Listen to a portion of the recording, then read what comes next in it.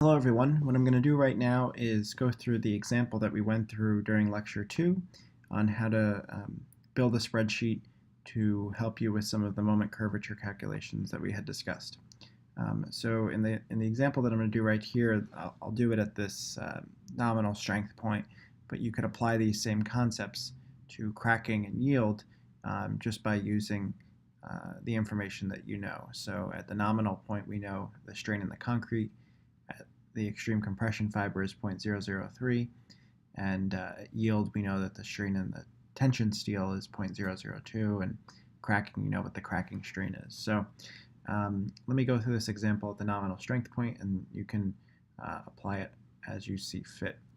What you'll see is I have my section properties and material properties defined over here. Again, these were the same values that we used in class. Just kind of note that epsilon Cu is typically 0.003, but in the experiments that we had conducted,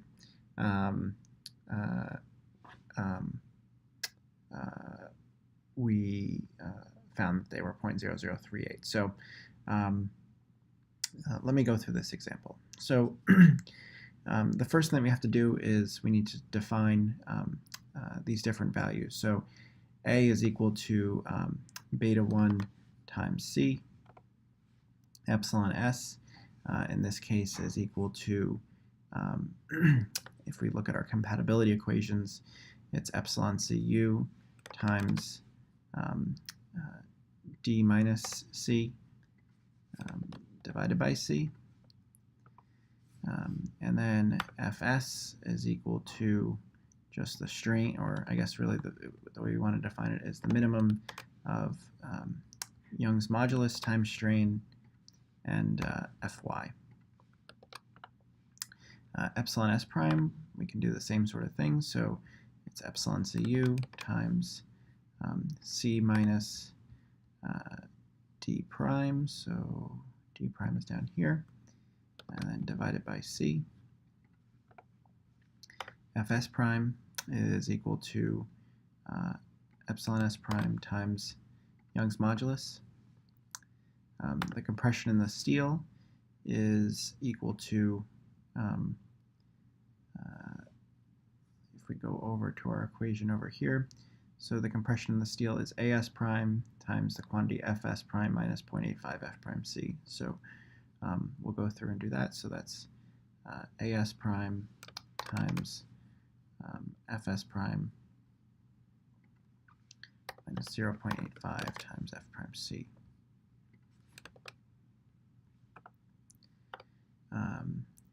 C sub C, in this case, is 0.85 times F prime C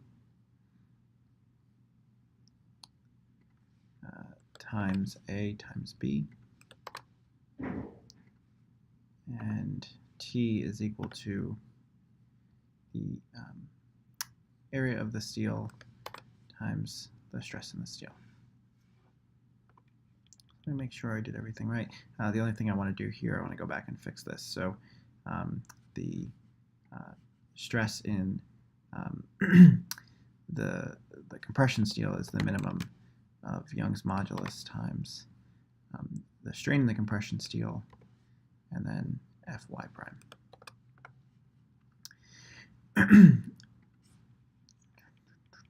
Okay, so now what we want to do is we want to say that the sum of the forces is equal to 0, so we can take the compression in the concrete plus compression in the steel and subtract out the tension force.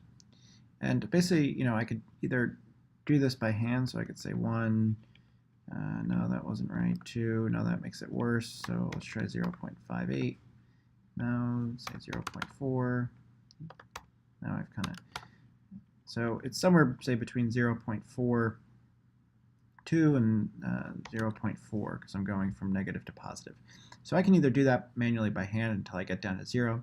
The other thing that I can do is, so what you can do is iterate this value to 0 by changing the neutral axis location. So the way that we do that is, here if you're in Excel, you can click the Data tab.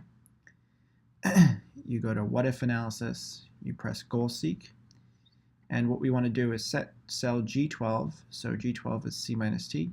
We want to set it to a value of 0, and we're going to do that by kind of guessing and checking C, the neutral axis location. So it will perform a number of iterations and until it finds the correct solution. And so now you see that the full solution, I guess, here is 0.4118, so it'll go out to as many digits as Excel will keep track of. So you see that this has kind of completed the solution. Then we would calculate the moment arm. So that's the, if we took the sum of the moments around the tension steel, that would be the compression in the concrete times d minus a over 2, d minus a divided by 2, plus the compression in the steel times d minus d prime. Okay, so you can go through and complete these same sort of calculations on your own. One thing you'll note is if you're looking at, for example, this equation here, you see that it doesn't say G6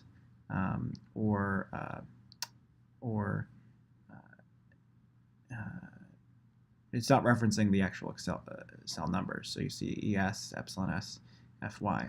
So a neat Excel trick.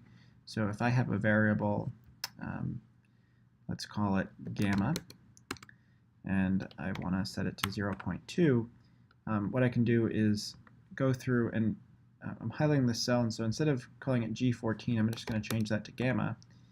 And in Excel, anytime I type in gamma, you'll see that I get 0.2. So if I did gamma times 3, it's 0.2 times 3. So it's a neat Excel trick.